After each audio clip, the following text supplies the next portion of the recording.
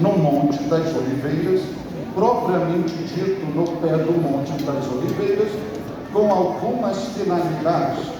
Dentre elas, se despedir dos discípulos, abençoar os discípulos e liberar as últimas orientações. Enfim, quando você visualiza o cenário no Monte das Oliveiras, que Jesus está reunido com seus discípulos, há uma distinção da natureza corpórea entre Jesus e a dos discípulos, porque os discípulos estão todos eles similares a cada um de nós, dentro da própria natureza biológica, vivendo a realidade do dia a dia. Porém, Jesus, quando os leva para o Monte das Oliveiras, é o final, e por que não dizer, o 40º dia após a sua ressurreição.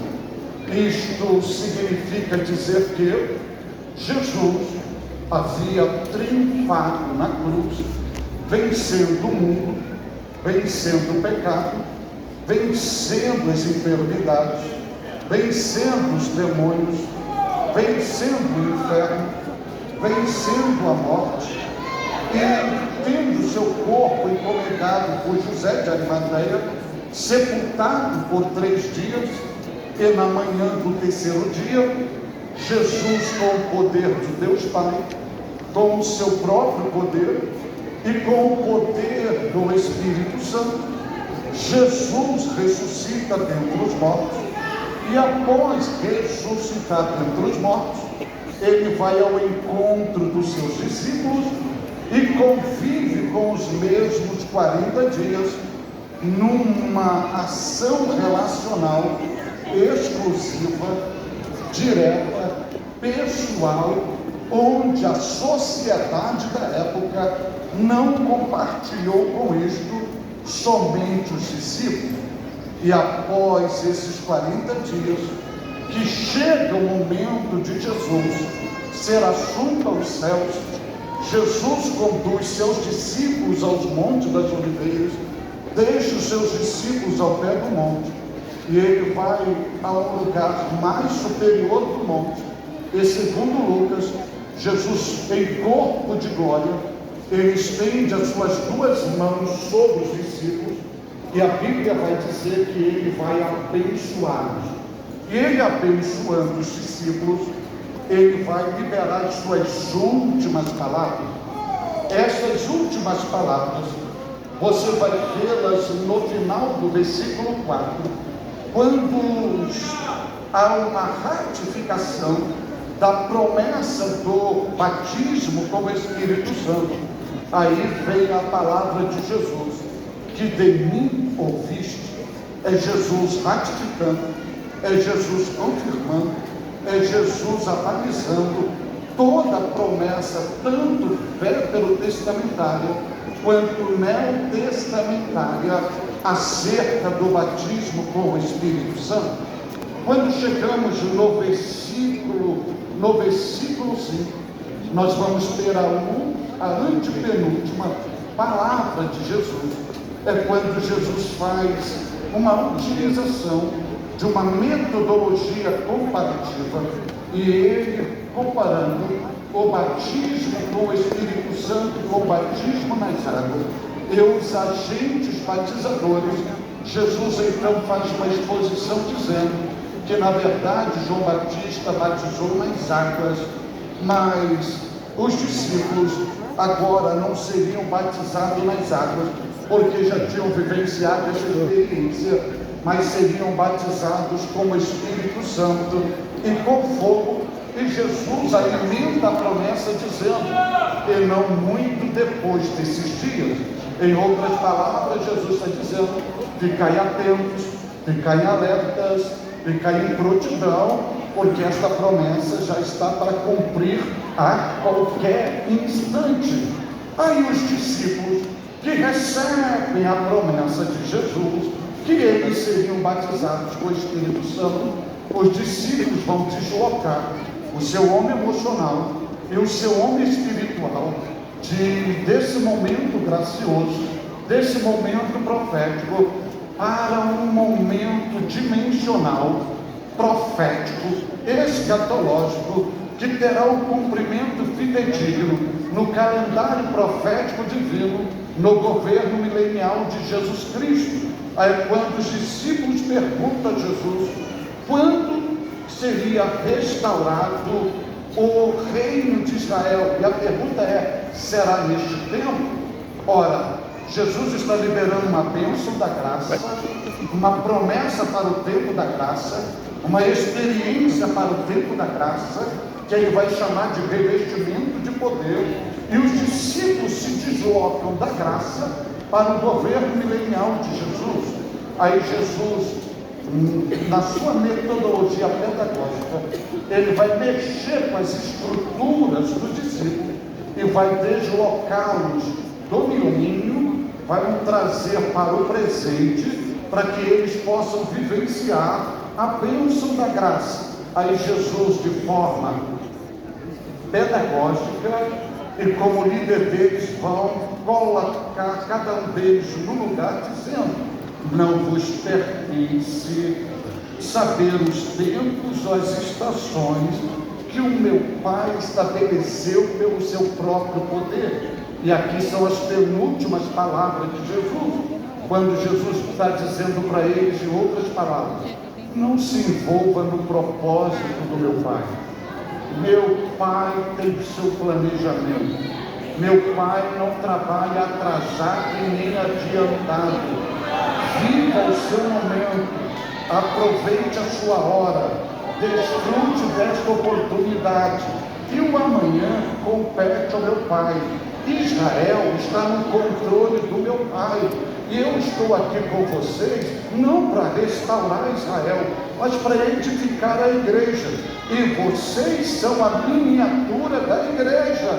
Então se posicionem, assumam quem vocês são, absorvam a promessa, porque vocês que darão continuidade ao meu reino e farão a exposição e a expansão da minha palavra na face da terra. Depois que Jesus disse isso, Jesus então vai liberar a sua última palavra, segundo Lucas. E as últimas palavras que ecoam nos lábios de Jesus estão no versículo de número 8, quando Jesus começa assim: mas eu pedi para você ficar com a Bíblia aberta, porque Jesus não começa com mais, não é uma ideia somativa, é uma conjunção adversativa, coordenativa, que gramaticalmente tem o objetivo de desconstruir tudo que foi dito anteriormente, sinalizando que tem algo novo, que tem complemento, que nada foi concluído ainda, e que vem algo que você não pensou, que seus olhos não viram, seu ouvido não ouviu, e não chegou no seu coração. Aí Jesus está dizendo: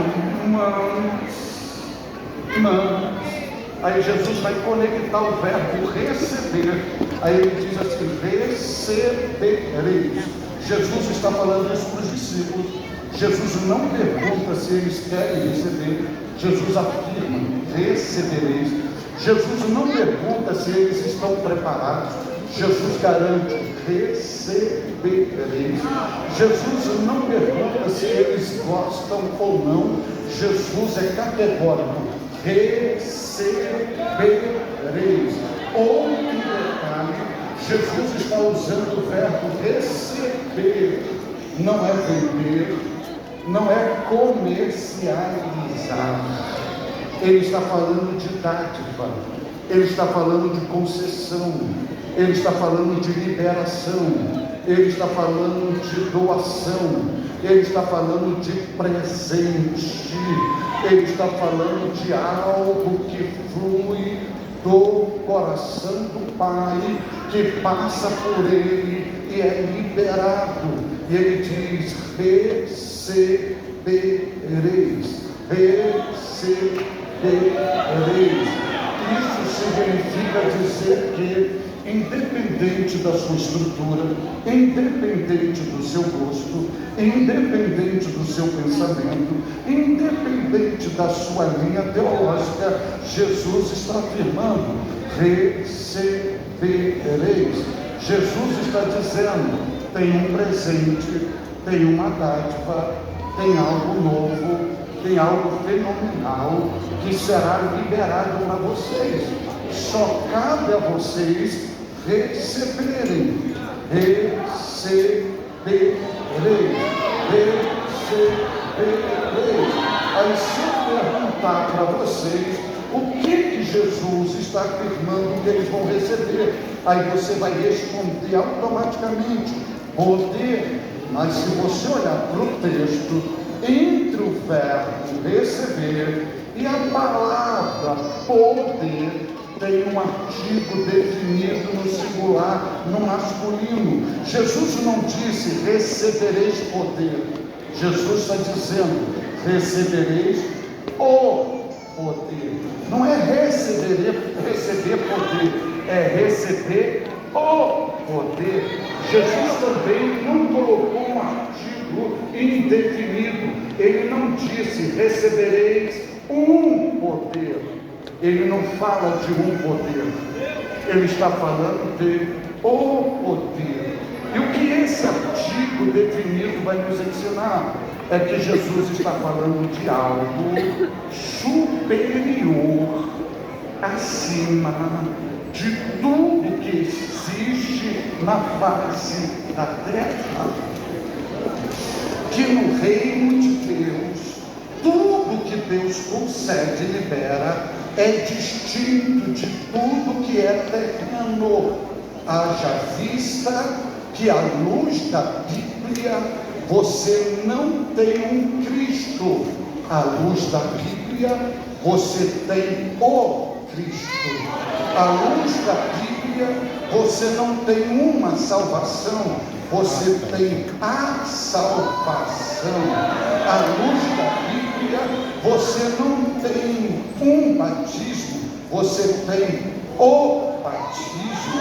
À luz da Bíblia, você não tem um selo do Espírito Santo, você tem o selo do Espírito Santo.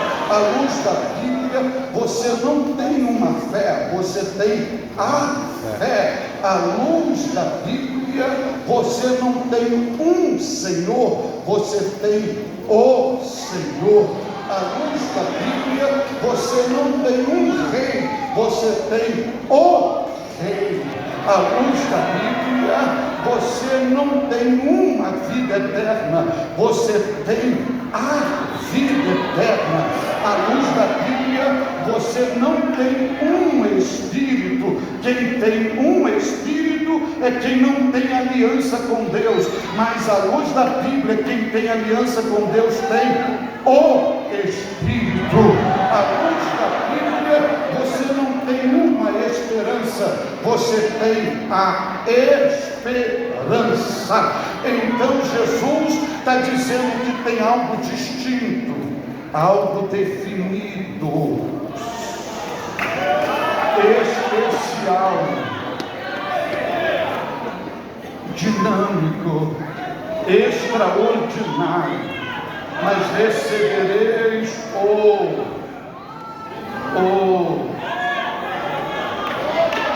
Nós estamos muito familiarizados com nós estamos sempre acostumados com mas Jesus não está prometendo ele está prometendo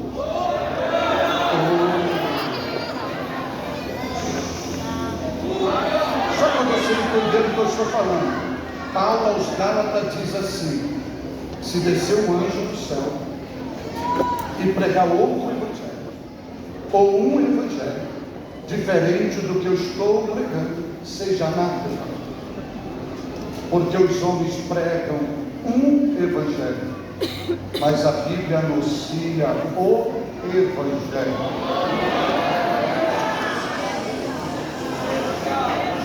Você não foi transformado por um evangelho, você foi transformado pelo evangelho. Paulo não diz que não me envergonhe de um evangelho, Paulo diz: não me envergonho do Evangelho.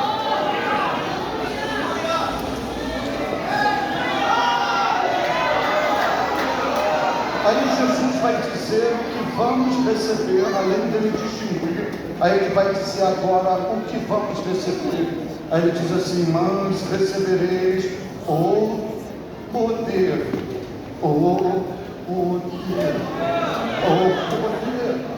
Quando Jesus se refere a esta palavra na originalidade neotestamentária, também distingue daquilo que nós idealizamos com poder.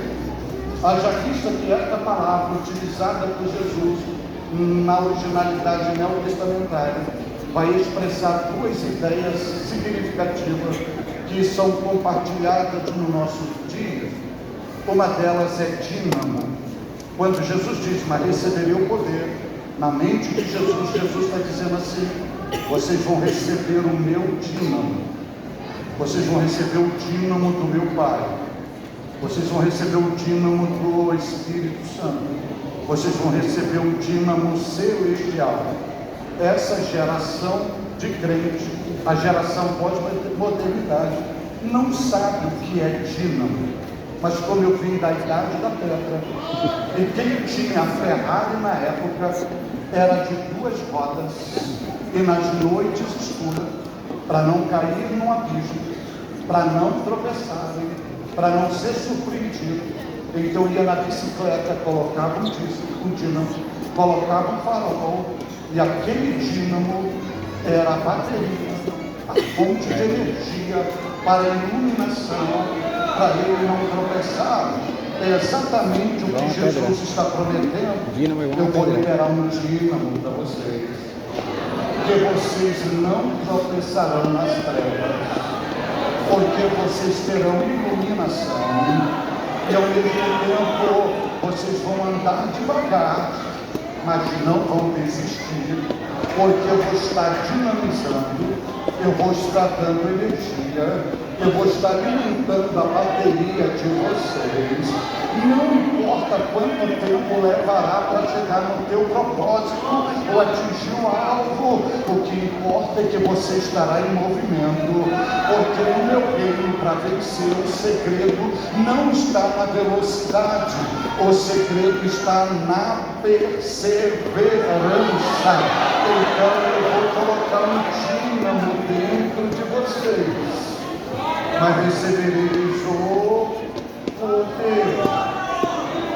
Porém, tem outra ideia significativa na mente de Jesus, quando ele usa a palavra poder, e agora ele está se referindo a dinamite, a algo que venha explodir, a um explosivo.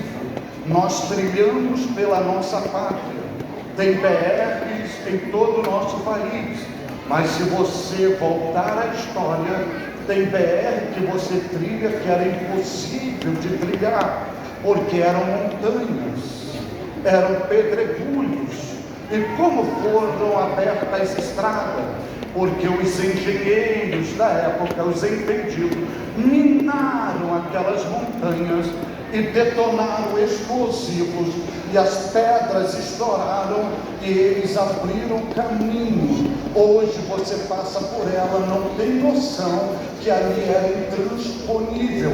É exatamente a ideia que Jesus está lhe dizendo: eu vou lhe dar um dinamite, e esse dinamite vai te habilitar no meu reino, e onde você chegar e se deparar com uma fortaleza satânica, esta fortaleza satânica será dinamitada, será explodida. Haja vista que quando um crente é batizado com o Espírito Santo, não há ninguém que consiga controlá-lo. Ele pode vir vestido bonitinho, todo de branco, mas se Jesus batizá-lo, ele pula, ele salta, ele mete a cabeça debaixo das cadeiras, sai botando. E por que isto? Isto não é demônio, não é obra da carne, porque naquele momento o céu liberou uma dinamite divina e foi instalado dentro dele A dinamite explodiu, e a Bíblia vai dizer que a evidência é língua como de fogo.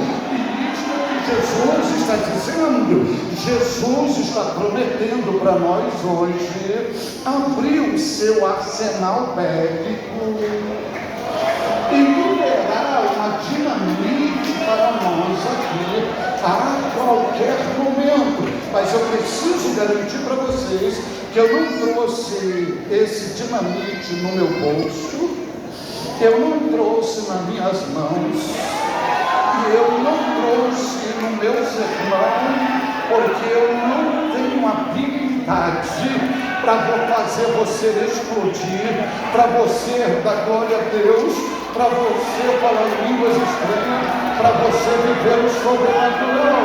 Não tem nada a ver comigo, o mérito não está em mim, o segredo não está em mim. Eu sou apenas uma voz que clama no meio do deserto. Mas quem abre o arsenal, quem autoriza, quem libera, quem solta e quem envia é Jesus. E ele, a qualquer momento, ele pode liberar essa dinamite do céu. Então não se escandalize, não se espante se você olhar para a pessoa do teu lado. Não olhe, só se você for olhar e você perceber a bochecha dela rosada. Significa que já tem algo queimando, já tem um pavio ali aceso para explodir a qualquer momento. E se você olhar e alguém está derramando lágrima, também não se escandalize, é porque já existe algo aquecendo e fervendo dentro dela. E se você perceber alguém levantando a mão, ou alguém dizendo glória a Deus do teu lado, alguém ficando de pé, também não se escandalize, porque não dá como ficar parado por onde tem dinamite. Não dá para ficar parado onde tem dinamite. É o que Jesus está prometendo hoje. Mas recebereis o poder, o poder, o poder, o poder, o poder. E esta palavra poder, Jesus está se referindo ao mesmo ato, à mesma eficácia, à mesma operacionalidade, à mesma bênção, só com outra palavra. Jesus já tinha dito isso em Lucas 24, 49. Só que lá ele não fala simplesmente o poder, ele fala o seguinte: não se ausente de Jerusalém, até que do alto sejais revestidos de poder. Então ele não está falando simplesmente de algo interno, mas ele também está falando de algo externo. Ele está falando de revestimento. Agora, à luz da Bíblia, precisamos distinguir o verbo vestir para o verbo revestir. Jesus não está prometendo vestir, Jesus está prometendo revestir. Não se ausente de Jerusalém, até que do alto sejais revestidos de quê? De poder. À luz da Bíblia, existem 3 dimensões conectadas ao ser humano em relação ao vestir e revestir, e a Bíblia apresenta 3 coisas. A primeira delas é o verbo despir, a segunda é o verbo vestir, e a terceira é o verbo revestir. À luz da Bíblia, um homem sem Deus, cego pelo Deus desse século, escravo dos seus próprios pecados, a Bíblia diz que esse homem é despido. Mas a Bíblia diz que quando o ser humano reconhece que Jesus é o Senhor, é o Salvador, e com arrependimento e confissão de pecado entrega a sua vida a Jesus, ele é perdoado, e segundo a Bíblia, os trapos de imundícias são removidos de cima dele, e ele é vestido, segundo Paulo, é vestido de um novo homem, é vestido de uma nova vida, é vestido de retidão, é vestido de justiça, é vestido de salvação, é vestido de integridade, é vestido de louvor. Mas Jesus diz: além de ser vestido da minha salvação, eu tenho algo a mais para vocês. Eu tenho uma promessa a mais. Eu tenho o revestimento. O revestimento. E como entender isso aqui na prática? Você vai entender na prática, no reino de Deus, o que é estar vestido e o que é estar revestido. Eu sei que vocês que estão aí de camiseta, por exemplo, vocês estão vestidos, porém, e vocês neste momento tiver que atravessar uma cerca de arame farpado e não tiver cuidado, aquele arame farpado vai atingir a sua veste, vai atingir a sua pele e vai produzir ferimentos e sangramento. Se você tiver que entrar numa lavoura ou num pomar e lá tiver um limoeiro e você não se der conta, daqui a pouco os espinhos daquele limoeiro vai estar atingindo a tua pele, porque você só está vestido. Mas, por exemplo, se você tiver de terno e gravata, como nós estamos aqui, e tiver que atravessar a cerca de arame farpado e descuidar o arame farpado